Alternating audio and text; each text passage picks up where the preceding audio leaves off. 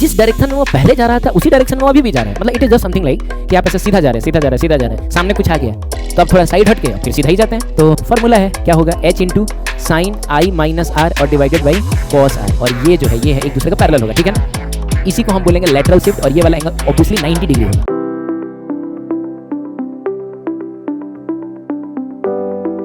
हाय बच्चों, कैसे हैं आप लोग। Welcome to rescue course by physics. बच्चों लास्ट लेक्चर में हम लोगों ने स्नेल्स लॉ पढ़ा था, जिसमें हमने देखा था कि अगर कोई दो पेयर ऑफ मीडिया हो जिसका रिफ्रैक्टिव इंडेक्स μ1 और μ2 हो, और लाइट रे कुछ इस तरीके से आके मुड़ के इधर जाता हो जिसमें ये I हो ये R हो, ठीक है, तो स्नेल्स लॉ कहता है कि μ1 sine I is equals to μ2 sine R। Clear. फिर हमने ये भी देखा था कि अगर मान लीजिए ढेर सारे मीडिया हो लेकिन सब एक दूसरे का पैरेलल हो, एक ये हो, एक ये हो, एक ये हो, है ना, इसका कुछ μ1 हो, इसका कुछ μ2 हो, इसका कुछ μ3 हो, इसका कुछ μ4 हो। अब लाइट रे इधर से आया तो थोड़ा यहाँ मुड़ा, थोड़ा यहाँ मुड़ा, थोड़ा यहाँ मुड़ा, है ना बच्चों। इसको हमने I कहा था, इसको हमने R कहा था, या फिर E कहा था इसको हमने। तो हम चाहें तो डायरेक्ट इसके और इसके बीच में स्नेल्स लॉ लगा सकते हैं।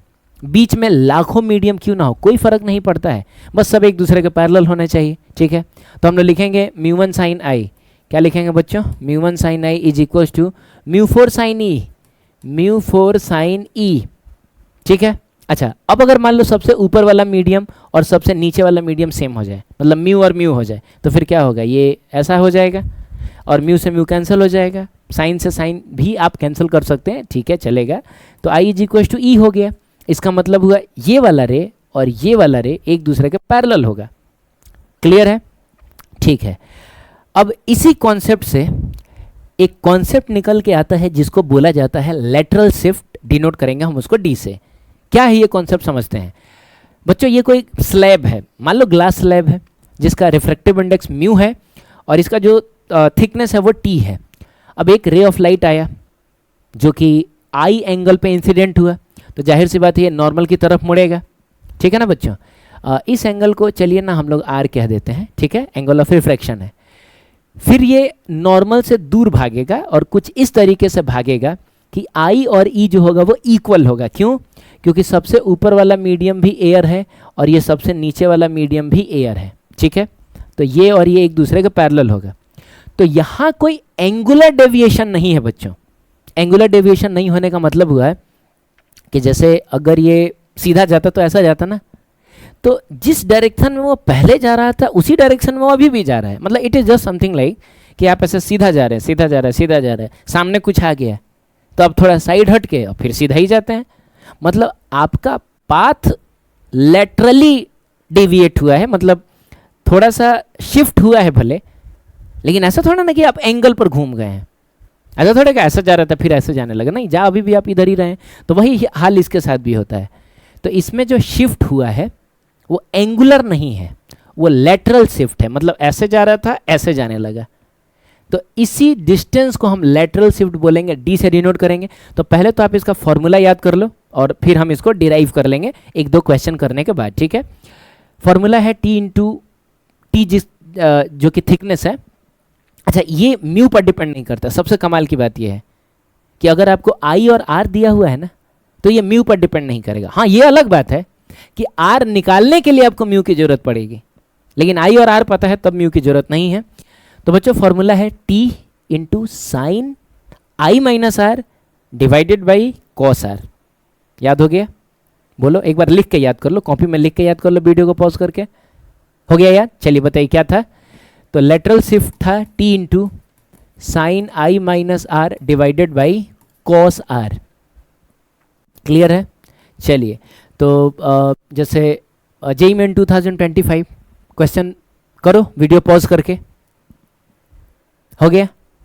तो यार बच्चों, ये क्वेश्चन यार डायरेक्ट फॉर्मूला पूछा है तुमसे। क्वेश्चन पढ़ोगे तो इसने बोला है कि एक स्लैब है शायद जिसका थिकनेस h है बोला है। यहाँ पे देखो थिकनेस कितना है, h है। तो वही बोल रहा है कि लेटरल शिफ्ट कितना होगा, है ना, पढ़ो, लिखा होगा जरूर कहीं। Medium, what is the lateral shift, मतलब शुरू में ही पूछ लिया था, है ना बच्चों। तो फॉर्मूला है क्या होगा, h into sine I minus R और divided by cos R. Is it clear? चलिए, तो इसका ऑप्शन कौन सा सही रहेगा? तो आई थिंक कि ऑप्शन नंबर सी सही है। ठीक है, चलिए पॉज करके करिए जल्दी। हो गया? चलिए देखते हैं। कह रहा है ray of light is incident at an angle of 60 degree. अच्छा जी, तो जाहिर सी बात है बच्चों कि ऐसा 60 डिग्री पे वो इंसिडेंट हुआ है। सही है।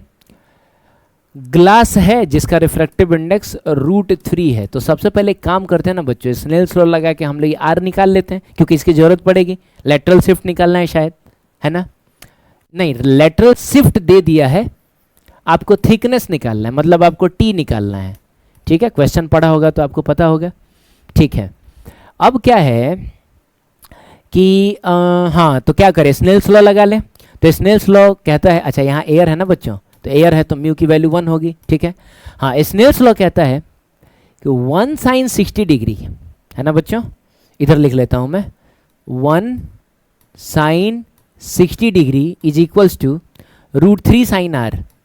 तो √3 साइन आर। ठीक, अब यार साइन 60 डिग्री की वैल्यू √3/2 होती है, ये √3 और ये फिर साइन आर, √3 से √3 कैंसिल, और बच्चों sine R is equals to 1/2 है, it means R is equals to 30 degree होगा। तो चलिए हमको पता चल गया कि आर जो है वो कुछ और नहीं, ये तो 30 डिग्री है। अब लेटरल शिफ्ट का क्या फॉर्मूला होता है?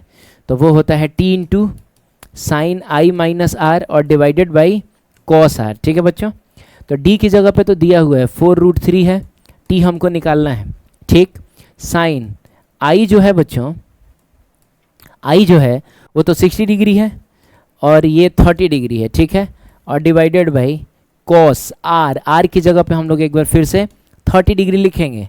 ठीक है, तो 4√3 इज इक्वल्स टू टी, और ये ऊपर में आ गया आपका साइन 30 डिग्री और नीचे में आपका आ गया कॉस 30 डिग्री। ठीक है, और आप जानते हैं इसका मतलब tan 30 डिग्री होता है। तो 4√3 इंटू टी, और tan 30 डिग्री की वैल्यू होती है 1/√3। √3 ऊपर गया बच्चों, तो t इज इक्वल टू हो गया 4 इंटू √3 मल्टीप्लाई होकर 3 बनेगा। 4 इंटू 3 का मतलब हुआ 12 सेंटीमीटर। तो थिकनेस ऑफ द स्लैब कितना है बच्चों? 12 सेंटीमीटर। ठीक है, देखिए लेटरल शिफ्ट से और भी क्वेश्चंस पूछी गई हैं, लेकिन उसमें क्रिटिकल एंगल का भी कॉन्सेप्ट आया है, तो इसीलिए वो बाद में हम जब क्रिटिकल एंगल पढ़ेंगे, नेक्स्ट टॉपिक ही हमारा वही होगा, तो उसमें भी हम लेटरल शिफ्ट के 2-3 क्वेश्चंस करेंगे। ठीक है, चलिए अब एक काम करते हैं, हम इसको डिराइव कर लेते हैं। सिंपल सा डेरिवेशन है बच्चों, ध्यान से समझना। CBSE बोर्ड शायद पूछ दे, मतलब बहुत कम संभावना है, 5% संभावना है बच्चों। ठीक है, बाकी किसी और कॉम्पिटिटिव एग्जाम के लिए तो फॉर्मूला ही इंपॉर्टेंट है। तो अगर आप बोर्ड की प्रिपरेशन नहीं कर रहे हैं तो फिर आप इसको स्किप कर सकते हैं आप चाहें तो। ठीक है, चलिए देखते हैं।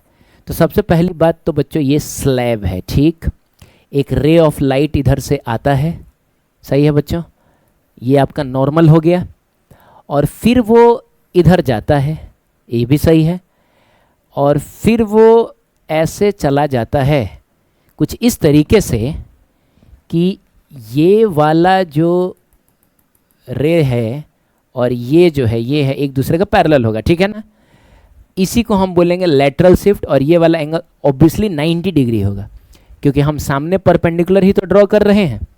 ठीक है, एक काम करिए, थोड़ा सा ना आप इसको और आगे बढ़ा दीजिए, इसको ना और आगे बढ़ा दीजिए, आप यहाँ कर दीजिए। ठीक है बच्चों, और हमको पता है कि ये जो थिकनेस है वो टी है। ठीक, इसको हम आई कहते हैं और ये आर है। Is it clear? अब देखो बच्चों, ये पूरा आई है, कैसे भाई, ध्यान से समझना। कहने का मतलब है कि ये लाइन और ये लाइन ऐसे देखो ध्यान से, तो इंटरसेक्टिंग लाइन्स है, तो ये आई, तो ये पूरा आई, तो ये पूरा आई, ये आर, तो ये कितना हो जाएगा बच्चों? तो आई में से आप आर को माइनस कर ले, this will be I minus R. ठीक, अब एक काम करते हैं, हम ना 2 ट्रायंगल्स पर फोकस करेंगे। पहला ट्रायंगल ये वाला होगा, ये वाला ट्रायंगल होगा, सही है, और जो दूसरा ट्रायंगल होगा वो ये वाला ट्रायंगल होगा, ये वाला दूसरा ट्रायंगल ये वाला ट्रायंगल होगा। क्लियर? अब इसमें देखा जाए तो दोनों राइट एंगल ट्रायंगल है, यहाँ पे 90 डिग्री बन रहा है, तो इस वाले ट्रायंगल में यहाँ पे 90 डिग्री बन रहा है। तो एक काम करते हैं ना, हम कुछ नाम भी दे देते हैं, इसको हम लोग ए कह देते हैं, इसको हम लोग बी कह देते हैं, इसको कह देते हैं सी, और ये है आपका डी। ठीक है, तो सबसे पहले हम बात करेंगे इन triangle A B C, A B और सी। ठीक, अब हमारा मकसद ये एसी साइड निकालना है। एसी साइड क्यों? क्योंकि एसी साइड दोनों ट्रायंगल्स में कॉमन है। तो यार एक बात बताओ यार, तुमको इस ट्रायंगल का ये वाला एंगल पता है, तुमको ये साइड पता है, और तुमको ये निकालना है, तो आपको नहीं लग रहा है कि ये बेस का रोल प्ले कर रहा है?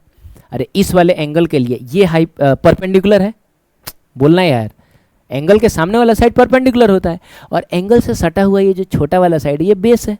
तो आपको बेस पता है, आपको हाइपोटेनस निकालना है। तो यार कौन सा ट्रिगोनोमेट्रिक रेशियो है जो बेस और हाइपोटेनस का रिलेशन देता है? तो वो कॉस है।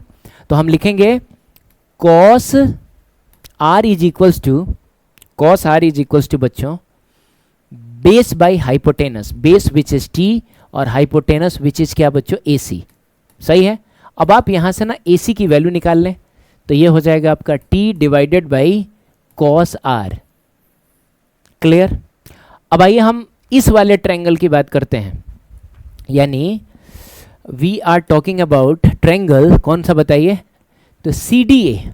तो ये हो जाएगा आपका सी डी ए। अब इसमें देखा जाए तो आपको ये पता है और ये पता है, ये आपने निकाला है, और आपको ये चाहिए, तो इस वाले एंगल के लिए ये सामने वाला साइड परपेंडिकुलर होगा बच्चों, बोलो, और ये वाला साइड हाइपोटेनस है। 90 डिग्री के सामने वाला साइड हाइपोटेनस होता है। तो परपेंडिकुलर आपको निकालना है, हाइपोटेनस आपको पता है, तो कौन सा ट्रिगोनोमेट्रिक रेशियो आप यूज करेंगे? तो परपेंडिकुलर और हाइपोटेनस के बीच का रिलेशन देता है साइन। इसका मतलब हम लिखेंगे साइन आई माइनस आर, है ना बच्चों? Sine I minus R is equals to this by this, तो डी डिवाइडेड बाई, है ना बच्चों, दिस का मतलब हुआ ए सी, तो ए सी हो गया ये। क्लियर है? अब एक काम करो यार, तुमको निकालना क्या था? तुमको तो डी निकालना है, तो इस ए सी को इधर भेज दो, तो डी इज इक्वल्स टू हो जाएगा A C into sine I minus R. अब ए सी की जगह पे आप ये वाली वैल्यू पुट कर दो, तो डी इज इक्वल्स टू हो गया T divided by cos R, और यहाँ मिलेगा sine I minus R, and this is what जो आपको निकालना था, है ना बच्चों? D is equals to T into sine I minus R divided by cos R. ठीक है, तो नॉर्मल ज्योमेट्री और ट्रिगोनोमेट्री यूज हुआ है ना, कोई बहुत हाथी घोड़ा नहीं था इसमें, तो आप देख के जाएंगे अगर बोर्ड की प्रिपरेशन आप कर रहे हैं तो। ठीक है बच्चों, चलिए फिर मिलते हैं नेक्स्ट लेक्चर में और बात करेंगे one of the most important topics, critical angle की। ठीक है, तब तक के लिए थैंक यू सो मच बच्चों, मिलते हैं नेक्स्ट लेक्चर में।